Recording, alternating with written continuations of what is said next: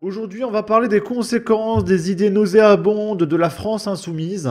On est en Eure-et-Loire et il y a un conducteur qui a été testé positif aux stupéfiants sur la base d'un test salivaire qui a provoqué un accident avec plein de gamins dans le car. Et je rappelle que la France insoumise veut légaliser les stupéfiants. Donc c'est-à-dire que demain, la France insoumise est au pouvoir. Ceci, ce sera la norme. Hein, les gens qui se culbutent, c'est parce que tout le monde sera shooté, etc. Et ça sera légal. Et ça va très bien se passer. On va écouter l'affaire. Il est 12h45, retour sur le plateau du Déj Info. On vient d'apprendre que le conducteur du car scolaire accidenté à Châteaudun ce matin avait été testé positif aux stupéfiants. Et puis c'est pas grave, hein, parce que quand ils vont légaliser, pourquoi la France insoumise veut légaliser les stupéfiants? C'est parce que les dealers, les criminels, etc., c'est leur électorat et que les insoumis eux-mêmes sont consommateurs. Donc ça les arrange. Et puis après, s'ils font des accidents, bon, ils vont tuer les électeurs de Marine Le Pen, c'est pas grave. Hein? Accident dramatique qui a causé la mort d'une adolescente de 15 ans. Il y a une trentaine de blessés. Vincent Ventighem, test salivaire pour cet homme à prendre quand même avec précaution. Oui, il faut. Donc la France insoumise est indirectement responsable de la mort de cette gamine de 15 ans. Parce que la France insoumise est pour ce genre d'événement. Ils sont totalement pour. Parce que ça leur apporte de l'électorat. Encore faire preuve de prudence parce que vous l'avez dit, c'est un premier test salivaire qui a été réalisé sur le conducteur de ce bus qui a révélé qu'il était donc positif aux stupéfiants. Reste à savoir s'il l'était au moment où il conduisait. Est-ce que ça vient établir un taux positif aux stupéfiants mais qui date d'il y a peut-être plusieurs jours, voire plusieurs semaines, ou est-ce que c'était une prise récente de stupéfiants? Et ça, ce sont des tests un petit peu plus poussés qui vont permettre de le dire. Mais effectivement, selon une source judiciaire, et comme nos confrères d'RTL l'ont révélé tout à l'heure, le conducteur a bien été testé positif aux stupéfiants sur la base de ce test salivaire qui doit être confirmé. C'est quoi un test salivaire? Comment ça fonctionne? Alors comment ça fonctionne? Bon, on s'en fout de comment ça fonctionne. Ok.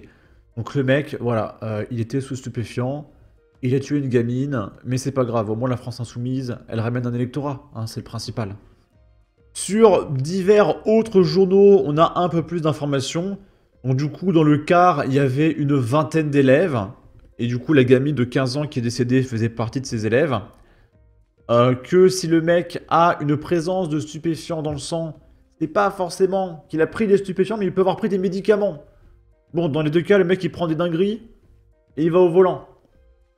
Donc comprenez bien que la France insoumise, en légalisant ça, ce genre d'événement va exploser. Hein, d'accord? Et du coup, les gamins du bus sont sous le choc et ils ont tous été emmenés à l'hôpital, voilà, pour vérifier que tout va bien, etc. Les élèves se sont montrés solidaires au moment de l'accident, chacun cédant à s'extraire du bus renversé. Une cellule d'urgence médico-psychologique a été activée en soutien pour les jeunes et leurs proches dans le lycée Émile Zola, où était scolarisée l'adolescente décédée. Des contrôles renforcés. Le ministre chargé des Transports Philippe Tabarot a annoncé jeudi, sur RTL, qu'allaient être menés des contrôles de plus en plus importants des chauffeurs, notamment au niveau des stupéfiants. J'en ai parlé cet après-midi avec mon collègue ministre de l'Intérieur, Bruno Retailleau. Nous allons mener un certain nombre d'actions pour repérer des contrôles de plus en plus importants, a indiqué Philippe Tabarot. Malheureusement, ce qui avait été fait contre l'alcool auprès d'un certain nombre de chauffeurs il y a quelques années devra se faire au niveau des stupéfiants. Et il faudra le faire d'autant plus si la France insoumise accède au pouvoir et légalise tout ça. Ah, d'accord? Et du coup, je rappelle, voilà, que Éric Piolle, par exemple, c'est le maire de Grenoble, si je ne m'abuse. Je vérifie quand même, pour pas dire de bêtises. Maire écologiste de Grenoble. Hashtag NFP. Suivi par Lucie Casse-Tête, Sardine Ruisseau, ok. Oui, la légalisation des stupéfiants est une priorité. Santé, sécurité, mais évidemment, bien sûr. Prévention, économie, mission de la police. Tant de sujets primordiaux sur lesquels il faut agir. Donc voilà, c'est primordial de légaliser les stupéfiants, d'accord? Comme ça, il y aura plus de gamins de 15 ans qui se feront tuer. La France peut continuer dans l'échec, ou enfin légaliser. Voilà, enfin, oh. Et priver les trafiquants de leurs profits. Bah non, en fait, ça changera rien. Ça doit être une priorité parce que nous sommes en échec. Et que ce que je cherche à faire avec cette proposition, c'est décaler le débat. Si le gouvernement n'a pas le courage de se saisir lui-même de cette question, malgré ce qu'avait dit le président de la République en 2017, il a fait un revirement très net, eh bien, il faut choisir une autre voie. Et la voie, ça peut être le référendum. Il a dit dans ses vœux... Les sondages montrent qu'a priori, les Français seraient favorables à la mesure. Oui, ça va, ça vient. Ils étaient assez nettement favorables il y a quelques années. Les dernières enquêtes montrent que c'est à touche-touche. Ça va, ça vient en fonction du débat public. Mais ce qui est intéressant, c'est de prendre de la hauteur. On ne peut pas traiter la question de la consommation de drogue, de l'emprise. Le rapport sénatorial de janvier dernier parlait de submersion du narcotrafic en France, comme d'ailleurs ailleurs dans certains pays d'Europe. On ne peut pas parler de submersion en se disant juste qu'on va continuer les mêmes méthodes qui foirent depuis maintenant plus de 20 ans. Voilà, donc on va tout légaliser, ça va très bien se passer. Et il y a un mec qui répond « Je pensais que c'était déjà légal dans votre ville, vu le nombre de points de deal. Les infos de 18h, accident d'un car en Eure-et-Loire. Mes amis savaient que le chauffeur était dangereux et révèle une proche de victime. En garde à vue, le chauffeur du bus, testé positif aux stupéfiants, maintient qu'il a voulu éviter un véhicule qui arrivait en face et qu'il s'est retrouvé dans le fossé. » Et ça, je crois que c'est vraiment encore autre chose. Je crois que c'est une autre affaire. Il me semble. Peut-être que je me trompe. Mais voilà, ça va bien se passer. Wolf qui nous dit « Les commerçants de la place de la Liberté à Tours sont désespérés. Les dealers s'installent tous les jours devant les commerces. » Ça vient de CNews. De jour comme de nuit, les dealers squattent devant les vitrines de la place de la Liberté à Tours. Drogue, médicaments, cigarettes, ces individus vendent tout type de marchandises. Des jeunes, pour la plupart, qui ont pris possession des lieux selon ce commerçant. J'ai essayé de stationner sur un parking et on m'a dit qu'il fallait que je m'en aille parce que c'était un parking qui était réservé pour les clients qui venaient acheter de la drogue. Et avec les tréteaux, la table, et ils préparaient leurs marchandises devant tout le monde. C'est merveilleux. Ils ont même demandé à la coiffeuse, quand il pleuvait, de descendre sa toile, parce que leurs marchandises craignaient l'eau. Pour se protéger, Claude a fait l'acquisition de gazeuses. Quand on en est rendu là, c'est quand même quelque chose qui ne fonctionne plus quand même. Un achat effectué pour pallier à l'inaction des pouvoirs publics. Le maire nous a dit qu'il était au courant de rien. Donc du coup... J'ai envoyé 4 courriers à la préfecture. Le préfet ne m'a pas répondu. D'autres commerçants préfèrent rester anonymes, ils craignent des représailles. Les dealers sont nombreux et souvent armés. Si on leur parle pas, ça se passe bien. À partir du moment où on commence à discuter avec eux ou leur demander quelque chose, là, ça se passe mal. Ils se menacent entre eux, ils se tapent, ils se bagarrent entre eux, quoi. On a vu un 9 mm, on a vu des couteaux, des cutters, des tasers, des matraques. Cette insécurité fait fuir les clients et provoque une baisse du chiffre d'affaires. Certains commerçants ont d'ailleurs préféré cesser leur activité, impuissants face au trafic. Et voilà, c'est génial tout ça.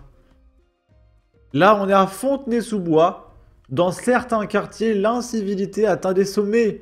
Des habitants préfèrent jeter leurs déchets, y compris des couches pour bébés, par les fenêtres de leur appartement. Vous avez vu là les arbres là, il y a que des... Donc là, le son est très bas. En gros, regardez, il y a un gigantesque immeuble, un HLM probablement, poubelles et tout, qui fait, je sais pas, 30 étages. Et les gens, ils jettent leurs ordures par les fenêtres. regardez par terre, ils sont ignobles. Et donc là, il y a des couches pour bébés, des sacs poubelles, des jouets pour gamins, etc. À Fontenay, vous êtes ignobles. Wesh, il n'y a que des couches, ça balance que les couches des bébés par la fenêtre, wesh, regardez. Caca pipi. Il y en a full. Il y a quelqu'un ici, il est ignoble. Il y a quelqu'un dans cette tour-là, il est ignoble. Ok. Et après, ils vont dire, oui, on comprend pas, c'est à cause de l'extrême droite, c'est le quartier, il est délabré. Et là, on est à Corbeil-Essonnes, dans le 9-1. Le lycée Robert Doisneau saccagé, la région et le proviseur portent plainte. Ces dernières semaines, on enchaîne les conseils de discipline pour des faits d'agression. Le lycée Robert Doisneau de Corbeil-Essonnes a été saccagé ce lundi 27 janvier. Il y a des choses cassées partout dans le lycée, raconte une élève. Le pire, c'est que ceux qui ont fait tous ces dégâts n'ont aucune raison de le faire. Ils veulent juste mettre le chaos et ne pas aller en cours. Ces individus seraient des personnes extérieures au lycée, mais aussi les élèves exclus et certains encore scolarisés informent un membre du personnel. Ils ont attaqué des jeunes, les ont rackettés. Une personne était munie d'une arme blanche. Le temps de remettre l'établissement en état, les cours se tiendront en distanciel jusqu'à jeudi soir. Des luminaires pendouillent dans le vide, encore attachés à leur fil. Des plaques du faux plafond sont au sol. Des dégradations sur les murs ont aussi été constatées. Ouah, c'est une dinguerie, lâche un élève. Oh, ça c'est du journalisme. Sur une autre vidéo, on voit une personne masquée en train d'arroser une salle avec un extincteur. Enfin, dans une dernière vidéo que nous avons pu visionner, un homme crie euphorique en aspergeant lui aussi les locaux. « Y a pas d'école aujourd'hui, c'est fini », dit-il. Ce lundi, le personnel de la vie scolaire, notamment les conseillers principaux d'éducation, les CPE, et les assistants d'éducation, les AED, étaient en grève pour dénoncer un manque criant de moyens, notamment humains. L'établissement accueille 2900 élèves, soit 400 jeunes de plus qu'il y a 10 ans. Ces dernières semaines, on enchaîne les conseils de discipline pour des faits d'agression, détaille un membre de l'équipe de la vie scolaire. Nous avons alerté à maintes reprises, mais notre hiérarchie fait la sourde oreille. Sur ce, n'hésitez pas à donner votre avis, votre opinion, à partager, liker, commenter, ça aidera au référencement de la vidéo sur YouTube. Abonnez-vous, suivez-moi sur Twitter, prenez soin de vous, salut!